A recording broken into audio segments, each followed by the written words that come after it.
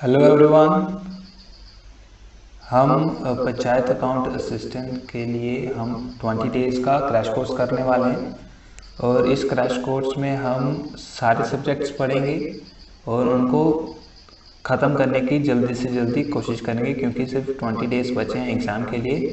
तो ये 20 डेज़ का क्रैश कोर्स है। आज जो पढ़ेंगे हम अकाउंटिंग के बारे में पढ़ेंगे। कोशिश करूँगा कि आज ही आपका आधा 2-3 चैप्टर्स हो जाएं। तो आई होप आपको वीडियो अच्छी लगेगी।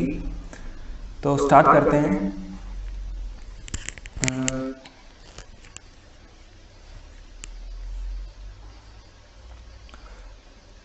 जो पहला हम जो टॉपिक लेंगे इसमें हम उसमें अकाउंटेंसी और बुक कीपिंग का लेंगे और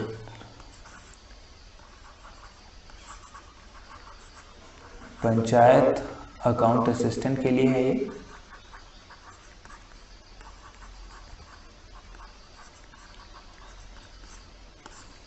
आप अगर इसकी तैयारी कर रहे हैं तो ये कोर्स आपके लिए है।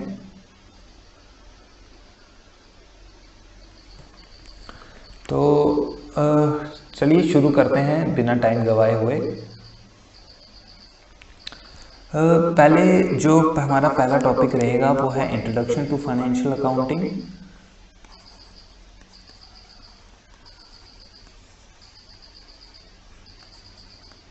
इसमें हम बेसिकली इंट्रोड्यूस करेंगे कि फाइनेंशियल अकाउंटिंग होती क्या है और क्या मतलब कि उसके क्या स्टेप्स होते हैं, उसके बारे में हम बेसिक टर्म्स पढ़ेंगे जो कि हमारे लिए हेल्पफुल होंगी। क्या अकाउंटिंग का मतलब क्या होता है? अकाउंटिंग का मतलब होता है कि देखो, हम हर रोज़ कोई ना कोई इकोनॉमिक एक्टिविटी करते हैं और हम हर रोज़ क्या क्या करते हैं, इकोनॉमिक एक्टिविटी करते हैं, मतलब कि खरीद फरोख्त करते हैं, है ना। अब जब हम इकोनॉमिक एक्टिविटी करते हैं तो हम पेमेंट्स देते हैं। जब हम पेमेंट्स देते हैं, है ना, तो उस पेमेंट को रिसिप्ट की फॉर्म में देते हैं, रिसिप्ट्स, है ना। रिसिप्ट देता है वो हमें और उसकी फॉर्म में हम उसको पेमेंट करते हैं। और इनकम क्या होती है? इनकम वो होती है जो कि आदमी जो ये पेमेंट्स और रिसिप्ट अर्न करता है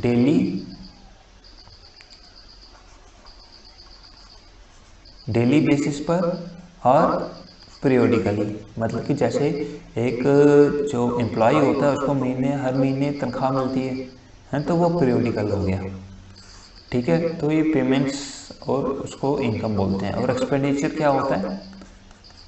एक्सपेंडिचर होता है खर्चा, है ना, खर्चा जो कि डेली यूसेज में होता है ना, डेली बेसिस में होता है खर्चा। जो मालूम है ना, खर्चा सब खर्चा करते हैं ना कुछ तो खरीदते ही होंगे। फिर उसके बाद जो टर्म आती है हमारे पास वो आती है सरप्लस और डेफिसिट। सरप्लस और डेफिसिट क्या होता है? सरप्लस और डेफिसिट का मतलब होता है, देखो, आपकी इनकम जो है जब ज़्यादा हो और जो आपके एक्सपेंस हो, है ना, आपके जो एक्सपेंस हो वो कम हो तो आप सरप्लस में हो, आपके पैसे बचते हैं। जब आपकी इनकम कम हो और एक्सपेंस ज़्यादा हो, खर्चे ज़्यादा हो, तो आप किस में होंगे? डेफिसिट में होंगे, आप घाटे में रहेंगे, ठीक है। दी इकोनॉमिक एक्टिविटी जो भी हम परफॉर्म करते हैं उसमें बहुत ज़्यादा ट्रांजैक्शंस रहते हैं और जो ये ट्रांजैक्शंस होते हैं, हमें देखो, अब कोई बड़ा बिजनेसमैन है उसको इतने सारे ट्रांजैक्शन याद नहीं रहेंगे, तो इसलिए वो उन सारे ट्रांजैक्शंस को रिकॉर्ड करता है। जब वो उनको रिकॉर्ड करता है तो वो खुद रिकॉर्ड रखना उसको मुश्किल होता है, इसलिए वहाँ पे काम आता है अकाउंटेंट का, ठीक है। और अकाउंटेंट की डेफिनेशन क्या है? अकाउंटिंग की डेफिनेशन है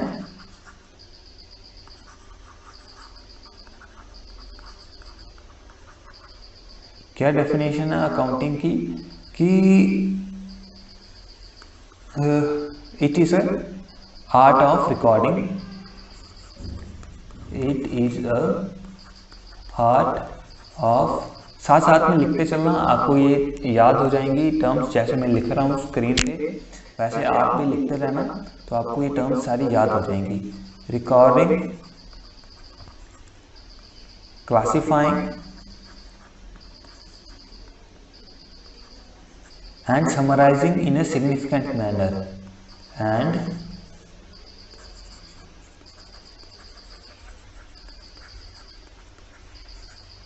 in a significant manner, है ना, ताकि किस टर्म में, अभी देखो क्लासिफाई करेगा, रिकॉर्ड करेगा, है ना, समराइज करेगा किस टर्म में, मनी की ट्रांजैक्शंस में, मनी ट्रांजैक्शंस और इवेंट्स, इवेंट्स मतलब कोई भी इवेंट हो गया, है ना, वहाँ पे खर्चा कितना है उसके हिसाब से, which are part in at least of financial character, और ये सारे किसके पार्ट होने चाहिए, पार्ट ऑफ फाइनेंशियल करेक्टर, ये सब पैसों के लिए होने चाहिए। और लास्ट में क्या करना, इंटरप्रेट करना,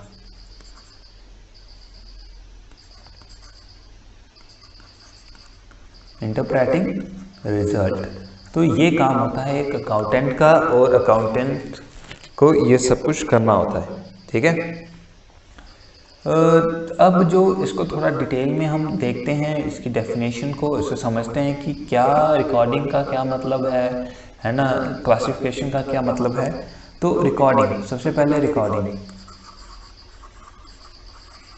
रिकॉर्डिंग का मतलब मैंने अभी ऊपर डेफिनेशंस में आपको पीछे बताया कि रिकॉर्डिंग क्या है, ये बेसिक फंक्शन है अकाउंटिंग का, ये बेसिक फंक्शन है अकाउंटिंग का। और आल बिजनेस ट्रांजैक्शन जो भी होती हैं, है ना, are evidence of some document, अब उसमें बेस्ड ऑन डॉक्यूमेंट उसको रिकॉर्ड किया जाता है। मान लो आपने कोई ट्रांजैक्शन की, उसका आपको बिल मिलता है, बिल मिलेगा, और वो बिल क्या है, आपका एविडेंस है ना, एविडेंस है आपकी ट्रांजैक्शन का। अब जो ये ट्रांजैक्शन है इसको क्या करोगे, रिकॉर्ड करोगे, इसी एविडेंस जिसको हम डॉक्यूमेंट बोलते हैं। जब आप इसके साथ इसको रिकॉर्ड करोगे तो क्या होएगा,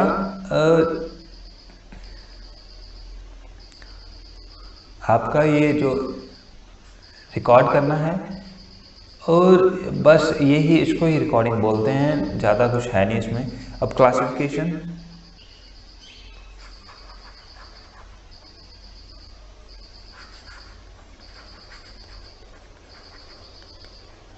क्लासिफिकेशन का ग्रुपिंग ऑफ ट्रांजैक्शन। अब ट्रांजैक्शन को क्या करना, ग्रुपिंग ऑफ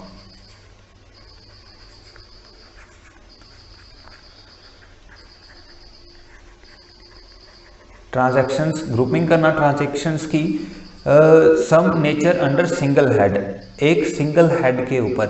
मान लो आपने ऐसे ट्रांजैक्शन लिखी हुई है, अलग अलग टाइप की ट्रांजैक्शन है। मान लो आपकी एक दुकान है ना, इधर आपने रेंट की ट्रांजैक्शन लिखी है, इधर सैलरी, एम्प्लॉयज़ की सैलरी, है ना, और एक्सपेंसेस, और जो फर्नीचर का एक्सपेंस है ना, कैपिटल इन, है ना, कैपिटल में जो खर्च किया हुआ है। तो ये सब हम अलग अलग में अगर ग्रुपिंग करेंगे, इसको हम क्लासिफिकेशन बोलते हैं। और जिस बुक में इसको मेंटेन करके रखा जाता है उसको बोलते हैं लेजर। क्या बोलते हैं, LEDGER, लेजर, ठीक है। अब अगला क्या आता है, अगला आता है समराइजिंग।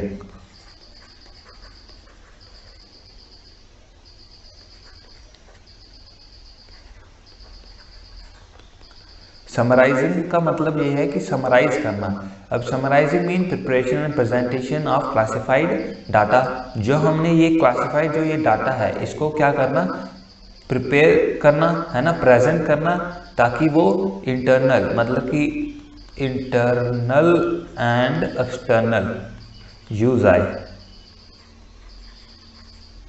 है ना। इंटरनल और एक्सटर्नल यूज मतलब हमारे भी काम आ सके, और अगर कोई आता है बाहर से तो उसके भी, जैसे कि टैक्स जब हम पे करते हैं तो तब पूछते हैं ना कि क्या खर्चा हुआ क्या वगैरह, तो उस टाइम पे ये सारे काम आते हैं। और this process lead to preparation of trial balance, और इस प्रोसेस में हमें क्या बनाना होता है, ट्रायल बैलेंस, है ना, प्रॉफिट हो रहा है या लॉस, और ये अकाउंट में रखना पड़ता है, अकाउंट बनाना पड़ता है, और बैलेंस शीट कि क्या बैलेंस है, ये सब कुछ, और cash flow and cash flow, ये सब कुछ हमारे समराइजिंग में आता है। रिकॉर्डिंग का पता चल गया कि हम एविडेंस के साथ रिकॉर्ड करते हैं, फिर जब ग्रुपिंग के साथ रिकॉर्ड करते हैं उसको क्लासिफिकेशन बोल देते हैं। जब हम उसको ऐसे प्रेजेंट करते हैं कि वो इंटरनल और एक्सटर्नल यूज में आ सके, मतलब कि सबको समझ में आ जाए, तो वैसे उसको समराइजिंग बोलते हैं, जिसमें trial balance, profit loss, accounting और बैलेंस शीट और कैश फ्लो, ये अलग अलग तरीके से हम उसको रिप्रेजेंट करते हैं। फिर उसके बाद जो लास्ट जो आता है उसको क्या बोलते हैं, उसको फिर उसके बाद लास्ट नहीं है, उसके बाद एनालिसिस करना होता है। एनालिसिस करना होता है क्या, analysis by looking the financial statement. अब फाइनेंशियल स्टेटमेंट को देख के हमें एनालाइज करना होता है डाटा को, डाटा जो फाइनेंशियल डाटा है, डाटा है उसको क्या करना होता है, एनालाइज करना होता है। जब हम उसको एनालाइज करेंगे तो वो क्या हो जाएगा, मतलब एनालाइज का मतलब कि दो फाइनेंशियल डाटा, एक फाइनेंशियल डाटा इधर है तो ये फर्स्ट और ये सेकंड फाइनेंशियल डाटा है ना। अब इन दोनों को कंपेयर करेंगे और उस हिसाब से अपनी ग्रोथ या ग्रोथ हुई कि नहीं हुई वो देखेंगे और इंटरप्रेट करेंगे कि फ्यूचर में। फिर उसके बाद जो लास्ट नेक्स्ट स्टेप होता है उसको क्या करना होता है, इंटरप्रेट करना होता है। अब जो इंटरप्रेटिंग करना पड़ता है क्या, जो हमने यहाँ पे एनालिसिस किया कि हमारे जो फाइनेंशियल डाटा है ना, उसको फर्स्ट ईयर और सेकेंड ईयर में क्या ग्रोथ है या ग्रोथ है कि नहीं, उसको फिर इंटरप्रेट करना पड़ता है क्या, उसका meaning and significance of the relationship as established by analysis of accounting data. The financial information should explain not only historical information but future events. अब देखो क्या बोल रहा है कि हमें जब हम इसका एनालिसिस कर लेंगे, है ना, एनालिसिस करने लेंगे, फिर उसके बाद हमें अपने पास्ट को देख के, पास्ट फाइनेंशियल डाटा को देख के कि कैसे ग्रोथ हो रही है या ग्रोथ हो रही कि नहीं हो रही, उसके हिसाब से हम फ्यूचर डिसीजंस ले सकते हैं। फ्यूचर इवेंट और फ्यूचर इम्पैक्ट के ऊपर हम सोच सकते हैं, इवेंट या इम्पैक्ट के ऊपर हम सोच सकते हैं। ठीक है। अब कम्युनिकेटिंग,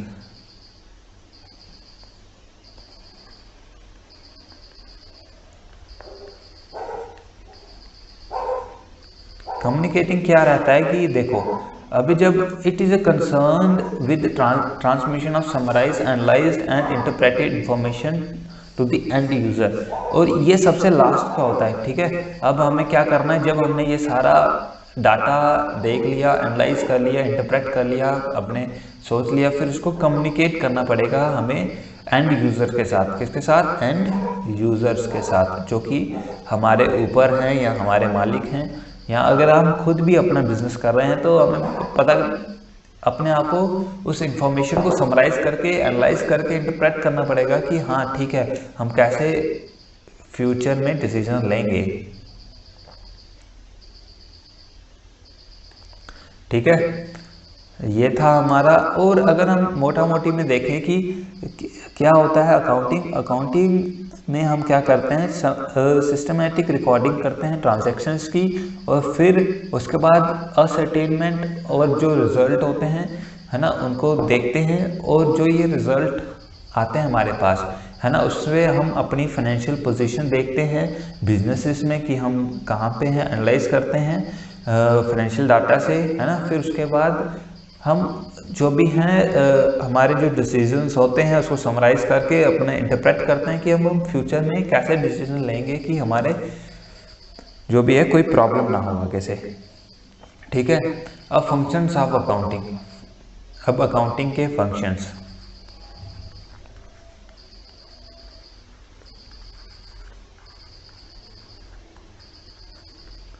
क्या होते हैं अकाउंटिंग के functions? Functions of accounting, measurement of past, अभी क्या क्या अकाउंटिंग में क्या क्या होता है, हमें पास्ट इंफॉर्मेशन को हमें क्या करना पड़ता है, मेजर करना पड़ता है ना। क्या करना है, पहला काम क्या है हमारा, पहला काम है कि जो हमारी पास्ट की जो इंफॉर्मेशन है उसको हम देखेंगे और उसके हिसाब से अपनी क्या करेंगे, जो करंट पोजीशन देखेंगे और उस हिसाब से अपना क्या करेंगे, अपने फ्यूचर फोरकास्ट करेंगे। सोचें, अनुमान लगाएंगे कि है ना, अनुमान लगाएंगे कि आगे हम कैसे डिसीजंस लेंगे। फिर उसके बाद क्या, उसके बाद हम डिसीजन लेते हैं कि हमें क्या करना चाहिए कि हम अच्छे ग्रोथ करें, और कंपेयर करना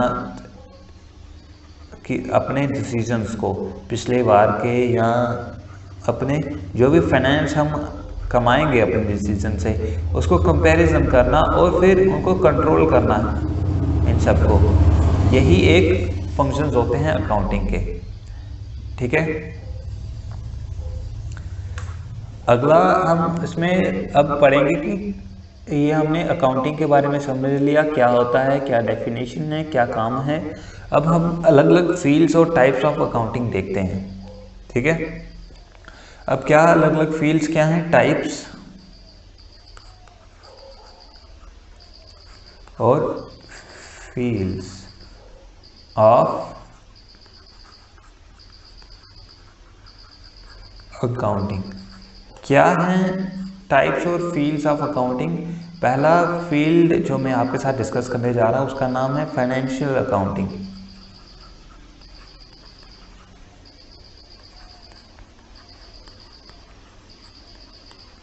अब फाइनेंशियल अकाउंटिंग में क्या होता है? फाइनेंशियल अकाउंटिंग में preparation and interpretation of financial statement है ना। इसमें हम क्या करते हैं, प्रिपेयर करते हैं और इंटरप्रेट करते हैं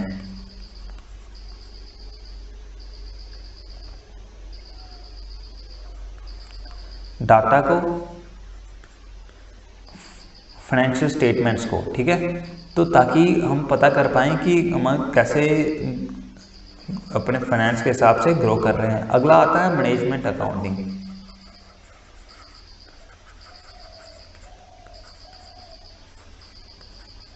इसका क्या काम होता है मैनेजमेंट अकाउंटिंग का?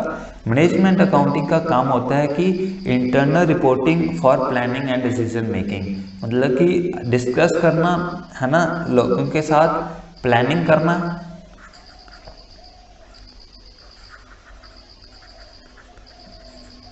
एंड डिसीजन लेना, आगे हम क्या करेंगे, तो उसी को हम क्या बोलते हैं, मैनेजमेंट अकाउंटिंग बोलते हैं। ठीक है। और फिर अगला कॉस्ट अकाउंटिंग।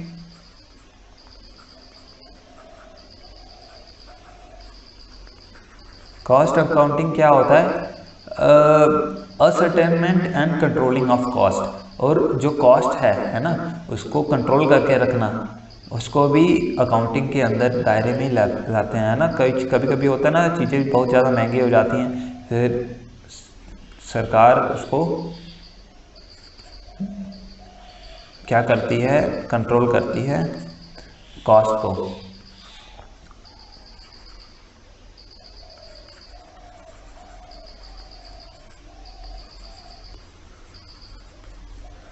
ठीक है।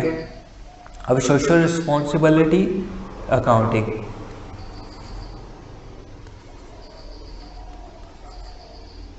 सोशल रिस्पॉन्सिबिलिटी अकाउंटिंग, इसमें क्या करना होता है, इसमें हमें सोशल कॉस्ट है ना, सोशल कॉस्ट सोसाइटी के लिए क्या खर्च करना है उसके हिसाब से देते हैं, और उनको बेनिफिट है ना सोशल के हिसाब से देखते हैं ना, क्या बेनिफिट होएगा उसके हिसाब से हम यहाँ पे देखते हैं कि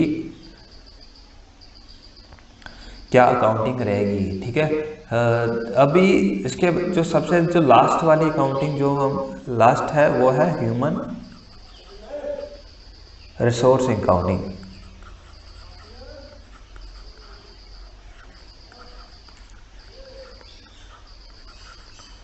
ह्यूमन रिसोर्स अकाउंटिंग में क्या होता है, हमें investment made by human resource quantify करना, हमें देखना होता है कि जो ह्यूमन रिसोर्स पे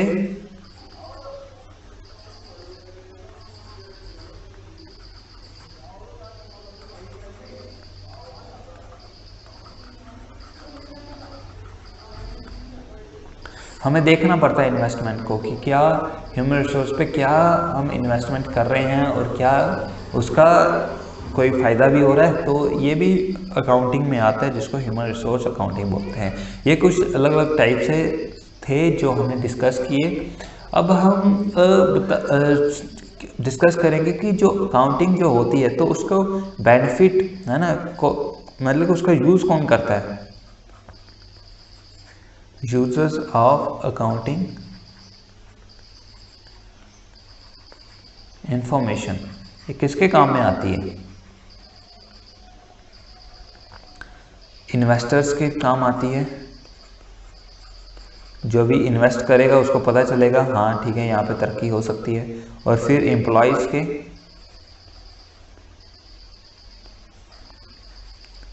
फिर उसके बाद लैंडर्स के जो उधारी देते हैं है ना, वो पता कर पाएंगे कि ये तरक्की कर भी सकता कि नहीं कर सकता, और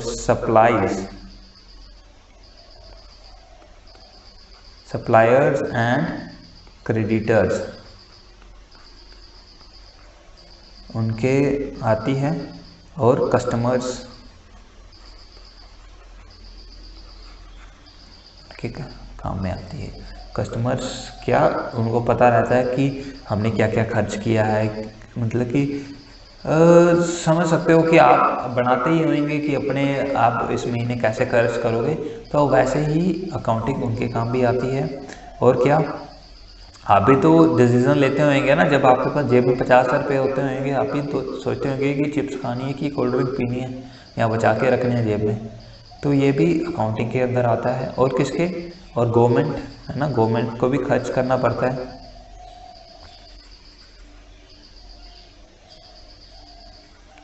उसको भी देखना पड़ता है, और पब्लिक को, लोगों को, और फिर आता है मैनेजमेंट को, जो भी मैनेजमेंट होती है वो भी अकाउंटिंग का, उसको भी बहुत बेनिफिट होता है। तो ये सब कुछ मतलब कि जो अकाउंटिंग के जो फ़ायदे होते हैं इन लोगों को होते हैं, और ये लोग इसको अकाउंटिंग को बहुत बढ़ावा देते हैं। तो अभी हम नेक्स्ट पढ़ते हैं क्या, accounting concept, principle and conventions.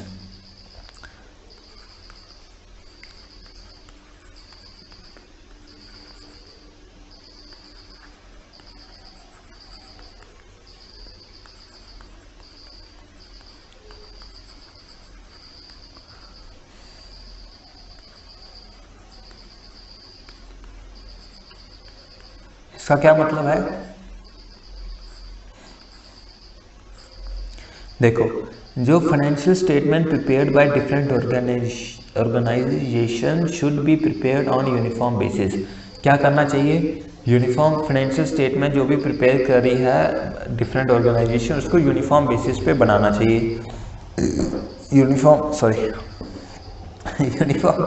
Basis पे बनाते रहना चाहिए, मतलब कि टाइम टू टाइम बनाते रहना चाहिए, टाइम टू टाइम बनाते रहना चाहिए यूनिफॉर्म बेसिस पे। इससे क्या रहता है कि अकाउंटिंग को पता रहता है कि हम क्या खर्चे कर रहे हैं, किस हिसाब से कर रहे हैं, है ना। ऐसा नहीं कि इस महीने बनाई अगले महीने बनाई ही नहीं, है ना, तो वो सही नहीं होता। There should be consistency of over a period of time, consistency होनी चाहिए। कंसिस्टेंसी मतलब मंथ, जैसे कि मंथ टू मंथ, है ना, चाहे ईयर टू ईयर भी हो सकता है, ठीक है।